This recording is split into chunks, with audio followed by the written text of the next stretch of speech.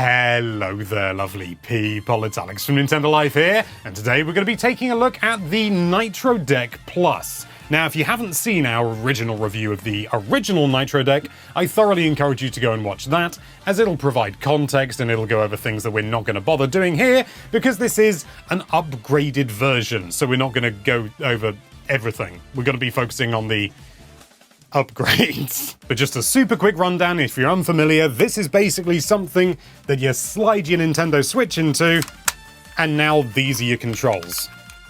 It's as simple as that. It's wired, it's not wireless.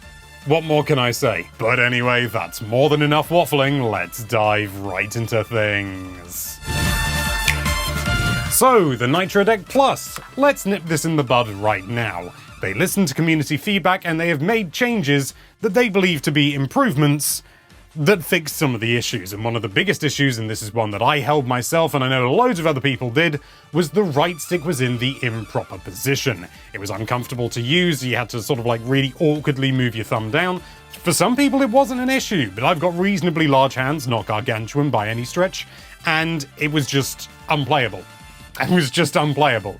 Or unusable, I suppose. It was genuinely uncomfortable to play, and when your entire spiel is that this is an ergonomic controller, you've kind of fallen at the first hurdle. But as you may have already seen, yes, the sticks are now both at the top, and I can confirm 100% that this is much more comfortable to use. The right stick is now in a perfectly sensible position. It's the same as the Wii U gamepad, I can prove it. You see, it's even in the same position as on a very dusty Wii U gamepad.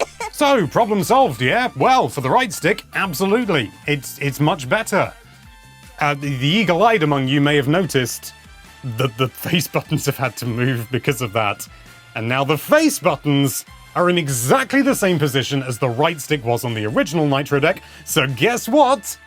The face buttons are incredibly uncomfortable to use. And do you know the worst part?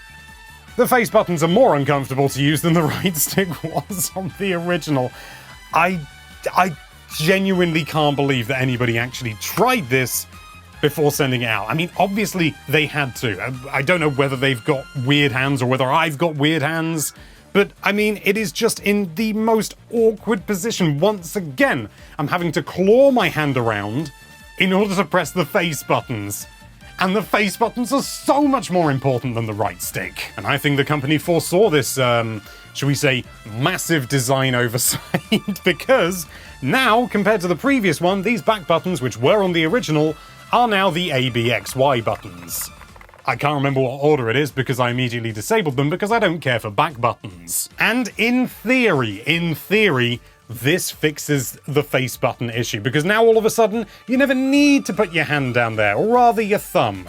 Don't put your whole hand down here, that's even less ergonomic. You can just keep your thumbs on the sticks up here and do all the ABXY stuff back here, which, yes, it works, but suddenly you've thrown, I don't know, 10, 15, 20 years worth of muscle memory out the window? It solves the issue by creating an entirely different one. It's sort of like, oh no, you don't even need to use these. You can just completely relearn how to use a controller and use your back buttons for all this. More to the point, it means that your back buttons, if you're used to using those for anything other than the face buttons, you're plumb out of luck.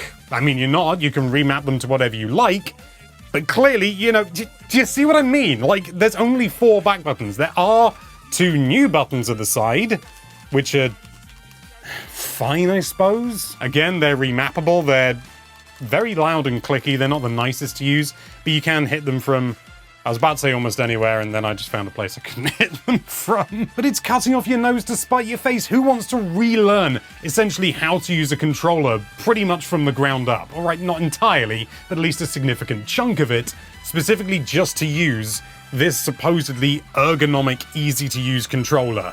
It's madness. And so what you're left with is 4 face buttons that are terribly, terribly uncomfortable to use. Now, there is one thing you can do if you're not using the right stick. You can shift your grip down to be lower down. A little bit like that. I'll get some B-roll over here that will make more sense. But then if you do that, suddenly the triggers and the right bumper are really, really hard to reach. Admittedly, only the right trigger, I realize that now.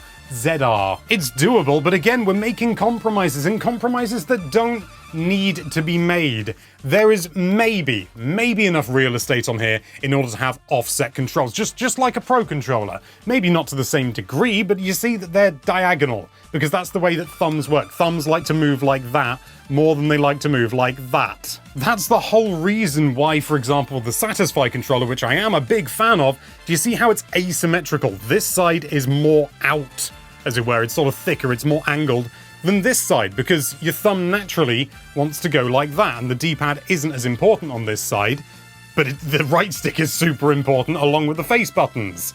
So it sort of moves your hand out ever so slightly to better replicate a standard controller. It's not identical, but it's close. But having them vertically parallel like this isn't comfortable. It wasn't comfortable when the right stick was there, so why would it suddenly be comfortable with the face buttons there? Answer, it isn't. With the original Nitro deck, I was willing to sort of give it a pass. You know, sort of the first product that a company's produced, there's always going to be some growing pains and stuff like that, but when it's the second and it's supposed to actively address issues and you just create, or you just move the problem to a different part of the controller, I'm sorry, I've lost all sympathy. I'm sorry, but you've really mucked up. Maybe for some people this is absolutely fine, but I haven't found them yet. I've given this to multiple people. They all agree with me. But let's be fair, let's look at the other new features of this new Plus model. One of them is that now this can function as a dock for the Switch, which is a pretty cool idea. I'm pretty sure I actually said that in the original video. Maybe I should have watched it before doing this one, but I'm fairly confident I did. I kind of wonder whether maybe at some point the output port was going to be used for more, maybe so that you could, like, it was like a pass-through so you could, like, dock it. Hole-in-one! And now it can. You've got two ports on the back here, one that's labeled input, one that's labeled output. The two amigos. The input, you put a power supply. The output, you put your output. You see? Brilliant. So you plug in a power supply, you take your HDMI cable, and they're both USB-C. The two amigos. But that's okay because they do provide an adapter. USB-C to HDMI. A little bit clunky, but okay. Until you realize that you have to pay extra for this. They charge $15 for this adapter. Now, you can buy cheaper ones online, but when one of the big selling points is, hey, now you can use it as a dock, you shouldn't need to buy anything else. It should just come, just bundle it with it. Just bundle it with it. There is a bundle available online, but it should just come in as standard. I know these aren't expensive. I know they're not. But it does work, and I had a little bit of difficulty with it, but I don't know if that was, I don't know, because of a specific order, it's better to put the power in, and then the HDMI, or something like that, or maybe there's a minor issue with this. I don't know, but it does work. You are, however, having to plug two things into your Switch now, rather than, oh, I don't know, doing what the Switch does best, and you literally just drop it into a dock. Wouldn't you rather do that? I like the idea of the Nitro Deck and the Nitro Deck Plus. It's not an original idea, but you know, they have some good ideas going on here. It's just, the execution is just not good enough to be worth the price of entry. It is less comfortable than Joy-Con. It does come with an egg bag, but it's not enough! Oh, they also send like a case over for it as well, which I feel obligated to look at just because they sent it to me. The weird thing is, this immediately makes me think of what my family would call a lally bag and what everyone else in the world would call a wash bag. Seriously, I don't know where it came from in my family. I've never known anyone else to call it that. It is of reasonable quality, but it is waterproof with lots of waterproof zips, and the inside is kind of semi-waterproof. It really feels like a wash bag, and I'm not saying that it is a wash bag that they've rebranded or anything like that. But, I mean, let's just say that once the Nitro Deck is in there, it slides back and forth a lot. It's not a snug fit, which means it's going to be moving around. As a wash bag, though, it's quite roomy. So the Nitro Deck Plus, can I recommend it? Can I? Buttons. I was willing to give a little bit of leeway and a little bit of understanding with the original first product, you know, growing pains and all that sort of thing. It happens to the best of us. But when you're having another whack at it, and much as anything, another whack this soon, and you just move the problem to something that is arguably more important, I've lost all sympathy. Pretty sure I said exactly that earlier, but this is the wrap-up time. so I'm wrapping things up. There are still things to like and some things to absolutely love. One thing I really love is the latch mechanism. It's got these little hooks at the side, and so they grip into your Switch no matter the size. Could be an OLED, could be original, and it works brilliantly. It works perfectly, keeps it nice and secure, but then when you want to take it out, it's dead easy. I'll show it because it's only fair. Where the hell's my Switch? Ba-bam. In, and it's flipping secure, and then you got the little latch at the back. Dead easy. I love that to death. It just needs to be on a better thing. Take this idea, make it wider, give us offset controls so that they're not all in parallel vertically. And I will buy it, and I will recommend it. But right now, this is worse than the original. I'm sorry, it's just worse. If you do want something similar to the Nitro deck that can be docked as well, I would highly recommend, as I have done before, the Satisfy, what do they call this? The Zen Grip Ronin. You know, it's not sponsored or anything, it's just I literally don't use my Switch without this anymore.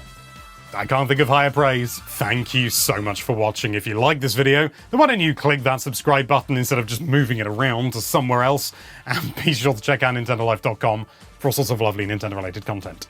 Thank you again for watching. Bye-bye.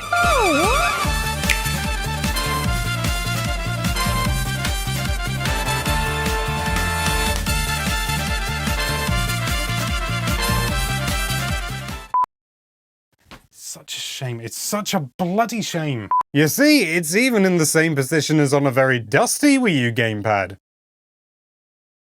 Wowzers trousers. Jesus. Brilliant. So what, you just take your HDMI cable and plug it into the